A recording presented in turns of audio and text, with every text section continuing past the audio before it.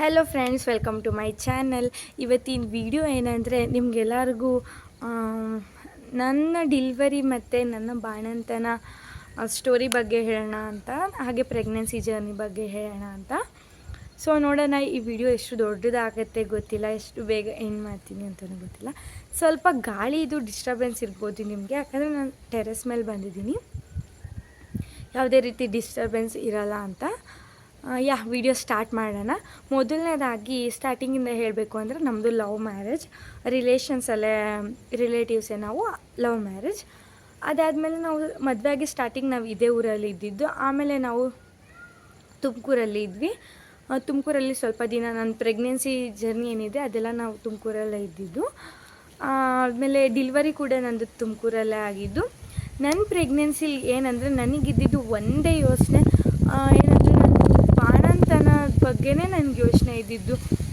ಏನು ಮಾಡೋದು, ಯಾಕಂದರೆ ಲವ್ ಮ್ಯಾರೇಜ್ ಅಮ್ಮನ ಮನೆಯಲ್ಲಿ ಮಾಡ್ತಾರೆ ಅಂತ ನನಗೆ ಅಷ್ಟು ಕಾನ್ಫಿಡೆನ್ಸ್ ಇರಲಿಲ್ಲ. ಬಿಕಾಸ್ ಅಮ್ಮ ಮಾಡೋಕ್ಕೆ ರೆಡಿ ಇದ್ರೂ ರಿಲೇಟಿವ್ಸ್ ಇರ್ತಾರಲ್ಲ, ಲವ್ ಮ್ಯಾರೇಜ್ ಅಲ್ವಾ, ಸೊ ಅವರೇ ಮಾಡ್ಕೊಳ್ಳಿ ಅನ್ನೋ ಥರ. ಅದಾದಮೇಲೆ ನನಗೆ ಅದೇ ಯೋಚನೆ, ಹೋಲ್ ಪ್ರೆಗ್ನೆನ್ಸಿ ಫುಲ್ ನಾನು ಬಾಣಂತನದ ಬಗ್ಗೆನೇ ಯೋಚನೆ ಮಾಡಿಕೊಂಡೆ. ಹತ್ತನೇ ನನ್ನ ಜರ್ನಿಗೆ ಫುಲ್ ಕಂಪ್ಲೀಟ್ ಮಾಡಿಬಿಟ್ಟೆ ನಾನು. ನಿಜ 10 ದೇವ್ರನ್ನ ಎಷ್ಟು ಬೇಡ್ಕೊಂಡಿದ್ದೀನಿ ಅಂದರೆ, ದೇವರೇ ನನಗೆ ನೀನೇ ದಾರಿ ತೋರಿಸ್ಬೇಕು, ನಾನು ಪುಟ್ಟು ಮಗುನ ಹೇಗೆ ನೋಡ್ಕೊಳ್ಳಿ, ಅದು ಅಲ್ಲದೆ ನನಗೆ ಏನು ನಾಲೆಡ್ಜ್ ಇಲ್ಲ ಮಗು ಬಗ್ಗೆ, ಹೇಗೆ ನಾನು ಕಾಪಾಡಿಕೊಳ್ಳಿ ಅಂತಲೇ ಫುಲ್ಲು ನಾನು ಯೋಚನೆ ಮಾಡಿಕೊಂಡು ತುಂಬ ಹತ್ಬಿಟ್ಟಿದ್ದೀನಿ. ನನಗೆ ಅದೇ ದೊಡ್ಡದು ಯೋಚನೆ ಆಗಿಬಿಟ್ಟಿತ್ತು. ಯಾಕಂದರೆ ಮೊದಲನೇ ಮಗು ನೋಡಿಕೊಂಡು ಆಮೇಲೆ 2ನೇ ಮಗು ಸಾಕೋದೇ ಬೇರೆ. ಬಟ್ ಸ್ಟಾರ್ಟಿಂಗ್ ಅನುಭವ ಇಲ್ದಲೇ ಇರೋರಿಗೆ ತುಂಬ ಕಷ್ಟ. ಅದರಲ್ಲೂ ನನಗೆ ಹೇಗೆ ಸ್ನಾನ ಮಾಡಿಸ್ಬೇಕು ಅಂತ ಕೂಡ ಇನ್ನೂ ಅನುಭವ ಇರಲ್ವಲ್ಲ, ಮಗುಗೆ ನೀರು ಹೋಗುತ್ತೆ, ಆ ಥರ ಎಲ್ಲ ಇರುತ್ತೆ. ಅದಾದಮೇಲೆ 6 ತಿಂಗಳವರೆಗೂ ಮಗುಗೆ ಏನು ಸಾಲಿಡ್ ಎಲ್ಲ ಕೊಡಬಾರ್ದು, ಆ ಥರ ಎಲ್ಲ ಇರುತ್ತೆ, ಮೇಲಲ್ಲೆಲ್ಲ ಹಾಕಬಾರ್ದು ಅಂತ. ಸೊ ನಂಗೆ ಅದ್ರ ಬಗ್ಗೆ ಏನೂ ನಾಲೆಡ್ಜ್ ಇರಲಿಲ್ಲ. ಹೇಗೆ ಮಗುನ ಸಾಕೋದು ಅನ್ನೋದೇ ನನಗೆ ದೊಡ್ಡ ಯೋಚನೆ ಆಗಿಬಿಟ್ಟಿತ್ತು. ತುಂಬ ದೇವ್ರನ್ನ ಕೇಳ್ಕೊತಾ ಇದ್ದೆ ನಾನು, ಎಲ್ಲ ದೇವ್ರಿಗೂ ನಾನು ಹರಕೆ ಕಟ್ಟಿದ್ದೆ, ನನ್ನ ಮಗುನ ನಾನು ಹೇಗೆ ಸಾಕಲಿ, ನೀನೇ ಕಾಪಾಡಬೇಕು ನನಗೆ ಅಂದ್ಬಿಟ್ಟು, ನೀನೇ ಕಾಪಾಡಬೇಕು ನನಗೆ, ಏನಾದರೂ ಒಂದು ದಾರಿ ತೋರಿಸು, ಕೈ ಬಿಡಬೇಡ ಅಂದ್ಬಿಟ್ಟು ನಾನು ದೇವ್ರನ್ನ ಕೇಳ್ಕೊಂಡಲ್ಲೇ ಇರೋ ದಿನಾನೇ ಇಲ್ಲ, ಅಷ್ಟು ನಾನು ದೇವ್ರನ್ನ ಬೇಡ್ಕೊಂಬಿಟ್ಟಿದ್ದೀನಿ. ಸೊ ಅದೆಲ್ಲ ಪ್ರೆಗ್ನೆನ್ಸಿ ಜರ್ನಿ ಆದಮೇಲೆ ಫೈನಲಾಗಿ ಡಿಲ್ವರಿ ಟೈಮ್ ಬಂತು. ಪ್ರೆಗ್ನೆನ್ಸಿ ಜರ್ನಿ ಹೇಗೋಯ್ತು ನಂದು ಅಂದರೆ, ಫುಲ್ಲು ನಾನು ಹತ್ತಿದ್ದೇ ಆಯಿತು, ಪ್ರತಿದಿನ ನಾನು ದೇವ್ರನ್ನ ಕೇಳ್ಕೊಂಡಿದ್ದೇ ಆಯಿತು. ನನ್ನ ನನಗೇನು ಮಗು ಸಾಕೋದು ನನಗೆ ಅನುಭವ ಇಲ್ಲ, ನನಗೆ ಬಾಣಂತನ ಮಾಡೋರು ಬೇಕಲ್ವ ಒಂದು ಹೆಣ್ಣಿಗೆ. ಡಿಲ್ವರಿ ಆದಮೇಲೆ ಬಾಣಂತನ ಮಾಡೋರು ಬೇಕು. ಅದಾದಮೇಲೆ ಡಿಲ್ವರಿ ಆದಮೇಲೆ ನಾನು ತುಂಬ ಅಳೋದಕ್ಕೆ ಸ್ಟಾರ್ಟ್ ಮಾಡಿದೆ, ಯಾಕಂದರೆ ಸೆಕ್ಷನ್ ಬೇರೆ ನನ್ನ ಡಿಲ್ವರಿ ಆಗಿದ್ದು. ಅದಾದಮೇಲೆ ನಾನು ಹೇಗೆ ಮಗುನ ಸಾಕಲಿ, ನಾನು ಹೇಗೆ ನೋಡ್ಕೊಳ್ಳಿ ಅನ್ನೋದೇ ನನಗೆ ಯೋಚನೆ. ಅದು ನನ್ನ ಪಾಪು ಬೇರೆ 8 ಮಂತ್ಸ್ ಆದಮೇಲೆ ನೆಕ್ಸ್ಟ್ ಡೇ 9 ಮಂತ್ ಫಸ್ಟ್ ಡೇನೇ ಹುಟ್ಟಿದ, ಸ್ವಲ್ಪ ಪ್ರೀಮೆಚೂರ್ ಬೇಬಿ. ಸೊ ಅವನು ಬೇಗ ಹುಟ್ಟಿದ್ರಿಂದ ತುಂಬ ಚಿಕ್ಕವನಿದ್ದ, 2.3 kg ಏನೋ ಇದ್ದ ಅಷ್ಟೇ. ಅಷ್ಟು ಚಿಕ್ಕ ಮಗುಗೆ ಜಾಂಡೀಸ್ ಬೇರೆ ಇತ್ತು. ಮಕ್ಳಿಗೆ ಜಾಂಡೀಸ್ ಬಂದೇ ಬರುತ್ತೆ, ಕಾಮನ್. ಅದಾದಮೇಲೆ ಹೇಗೆ ನಾನು ನೋಡ್ಕೊಳ್ಳಿ, ನಂಗೆ ಬೇರೆ ಸೆಕ್ಷನ್ ಆಪ್ರೇಷನ್ ಆಗಿತ್ತಲ್ಲ, ಅದೇ ಯೋಚನೆ ಆಯಿತು, ನಂಗೆ ಬಾಣಿತನ ಮಾಡೋರೆ ಯಾರೂ ಇಲ್ವಲ್ಲ, ಬಿಕಾಸ್ ಬಾಣಿತನ ಮಾಡೋರು ಯಾರೂ ಇಲ್ವಲ್ಲ ಅಂತ. ಅಮ್ಮ ಮಾಡೋದಕ್ಕೆ ರೆಡಿ ಇದ್ದರು, ರಿಲೇಟಿವ್ಸು ಒಪ್ಕೊತಾ ಇರಲಿಲ್ಲ ಅಂತಲೇ ಹೇಳ್ಬೋದು. ನಮ್ಮಪ್ಪ ಅಂತೂ ಕೇಳೋಂಗೆ ಇಲ್ಲ ಅವ್ರ ಬಗ್ಗೆ ಹೇಳಬೇಕು ಅಂತ ಅಂದರೆ. ಎಲ್ಲ ತಂದೆ ಎಲ್ಲ ಅಪ್ಪಂದಿರು ಹೇಗಂದರೆ, ನನ್ನ ಮಕ್ಕಳು ಚೆನ್ನಾಗಿರಬೇಕು, ನಾವು ದುಡಿಯೋದೇ ಅವ್ರಿಗೋಸ್ಕರ, ಅವ್ರು ಚೆನ್ನಾಗಿರಬೇಕು, ನಮ್ಮದು ಹೇಗಿದ್ರು ಆಯಿತು ಅನ್ನೋ ಥರ ಎಲ್ಲ ಅಪ್ಪಂದರು. ಬಟ್ ನಮ್ಮ ಅಪ್ಪ ಹೇಗೆ ಅಂದರೆ, ಮೊದಲು ನಾನು ಚೆನ್ನಾಗಿರಬೇಕು, ಅವ್ರ ಬಗ್ಗೆ ನಾನು ಯಾಕೆ ತಲೆ ಕೆಡಿಸ್ಕೋಬೇಕು ಅನ್ನೋ ಥರ. ಈಗ ಅಂತಲ್ಲ, ಮುಂಚೆಯಿಂದ ಸ್ವಲ್ಪ ಅದೇ ಥರನೇ.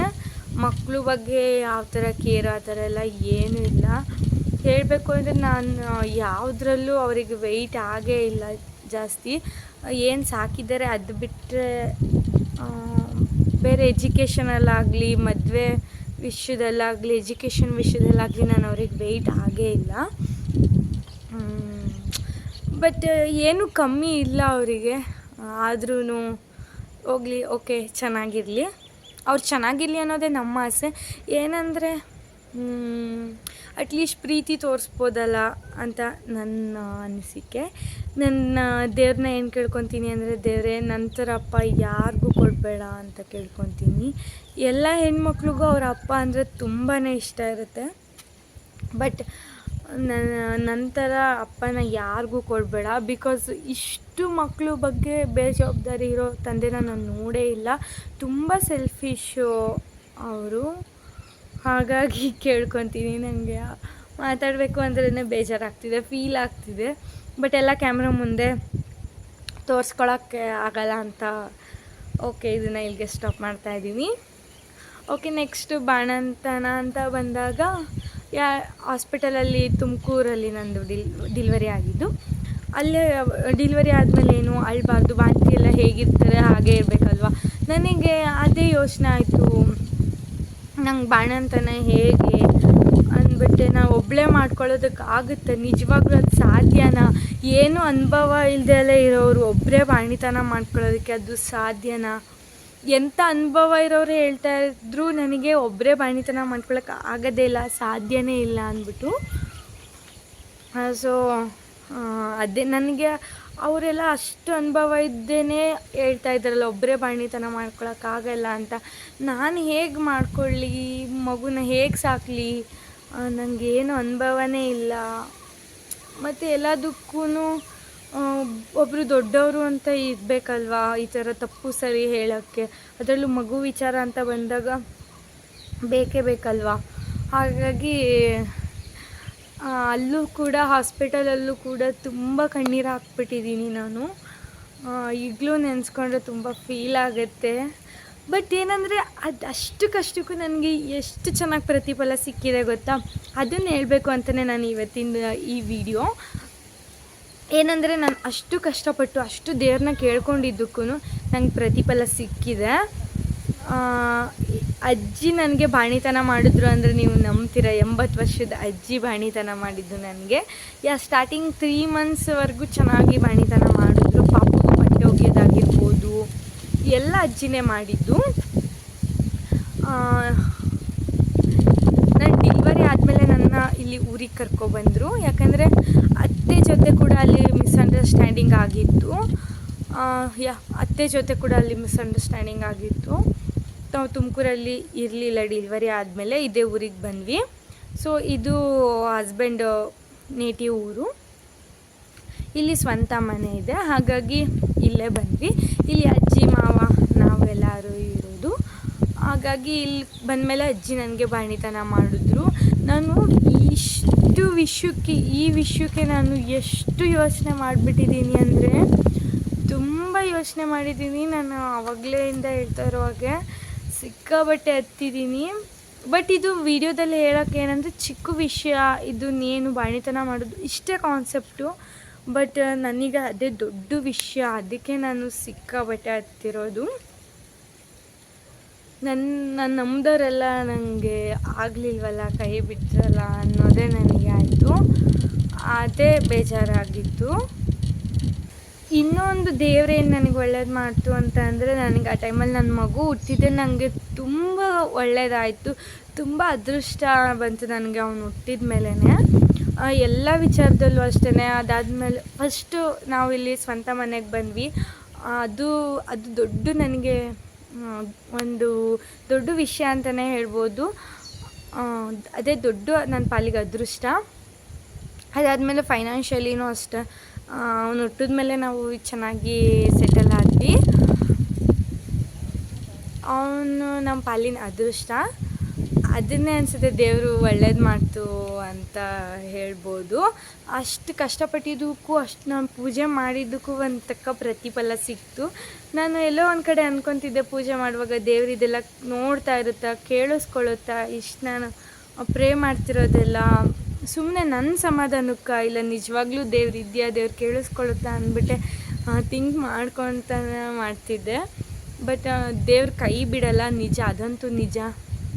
ನೀವು ದೇವ್ರನ್ನ ನಂಬಿ ಏನಾದರೂ ಕಷ್ಟ ಇದ್ದಾಗ ಕೇಳ್ಕೊಂಡ್ರೆ ದೇವ್ರ ಕೈ ಬಿಡಲ್ಲ. ಫ್ರೆಂಡ್ಸ್, ಇನ್ನೊಂದೇನೆಂದರೆ ಆಗಿನ ಪರಿಸ್ಥಿತಿ ಬೇರೆಯೇ ಇತ್ತು. ನಾನು ಫುಲ್ ಎಲ್ಲ ಡೀಟೇಲಾಗಿ ಕ್ಯಾಮ್ರಾ ಮುಂದೆ ಹೇಳೋಕ್ಕಾಗಲ್ಲ. ಅವತ್ತೇನೆಂದರೆ ನನ್ನ ಹಸ್ಬೆಂಡ್ ನನ್ನ ಕೈ ಬಿಡಲಿಲ್ಲ. ಅವತ್ತು ಯಾವುದೇನೇ ಆಗಿರ್ಬೋದು, ಅದೊಂದು ನಾನು ಹೇಳೋಕ್ಕೆ ಇಷ್ಟಪಡ್ತೀನಿ. ಅತ್ತೆ ಜೊತೆ ಆಗಿರ್ಬೋದು, ಇಲ್ಲ ಪರ್ಸ್ನಲ್ ನಂದೇನೇ ಆಗಿರ್ಬೋದು, ಅವತ್ತು ಏನೇ ಕಷ್ಟ ಇದ್ದರೂ ನನ್ನ ಹಸ್ಬೆಂಡ್ ಕೈ ಬಿಡಲಿಲ್ಲ ನನ್ನ ಪಾಪುನ. ಅದೊಂದು ನನಗೆ ಮರೆಯಲಾಗದಂಥ. ಒಂದು ಹೆಣ್ಣು ಮನಸ್ಸು ಮಾಡಿದ್ರೆ ಏನು ಬೇಕಾದರೂ ಮಾಡ್ಬೋದು.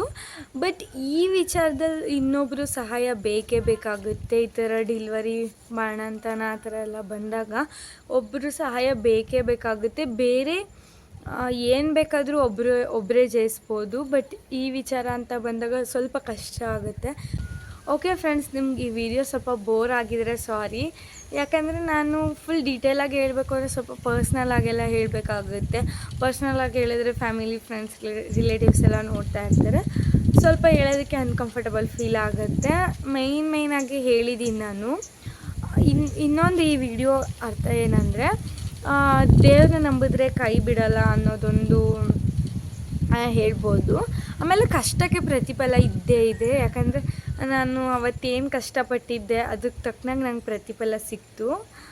ನನಗಿಲ್ಲಿ ಬಂದಿರೋದು ನಂಗೆ ದೊಡ್ಡ ಪ್ರತಿಫಲ. ಯಾಕಂದರೆ ನಾವು ತುಮಕೂರಲ್ಲಿ ಬಾಡಿಗೆ ಮನೆಯಲ್ಲಿ ಆ ಲೈಫೇ ಬೇರೆ. ಬಟ್ ಇಲ್ಲಿ ನಮ್ಮ ಸ್ವಂತ ಊರಲ್ಲಿ ಇಲ್ಲಿರೋದು ಈ ಲೈಫೇ ಬೇರೆ. ಇಲ್ಲಿ ಬರಬೇಕು ಅಂತಲೇ ಇದ್ದಿದ್ದು, ಹಾಗಾಗಿ ಕಷ್ಟಕ್ಕೆ ಪ್ರತಿಫಲ ಸಿಕ್ತು. ಬೋರ್ ಆಗಿದರೆ ರಿಯಲಿ ಸಾರಿ. ಬಟ್ ಈ ವಿಡಿಯೋಯಿಂದ ನನ್ನ ಮನಸ್ಸಲ್ಲಿರೋದನ್ನ ನಾನು ಹೇಳ್ಕೊಂಡೆ. ಓಕೆ, ಈ ವಿಡಿಯೋನ ಇಲ್ಲಿಗೆ ಎಂಡ್ ಮಾಡ್ತಾ ಇದ್ದೀನಿ. ವಿಡಿಯೋ ಇಷ್ಟ ಆಗಿದರೆ ವಿಡಿಯೋಗೆ ಒಂದು ಲೈಕ್ ಮಾಡಿ, ಹಾಗೆ ಸಬ್ಸ್ಕ್ರೈಬ್ ಮಾಡ್ಕೊಳ್ಳಿ.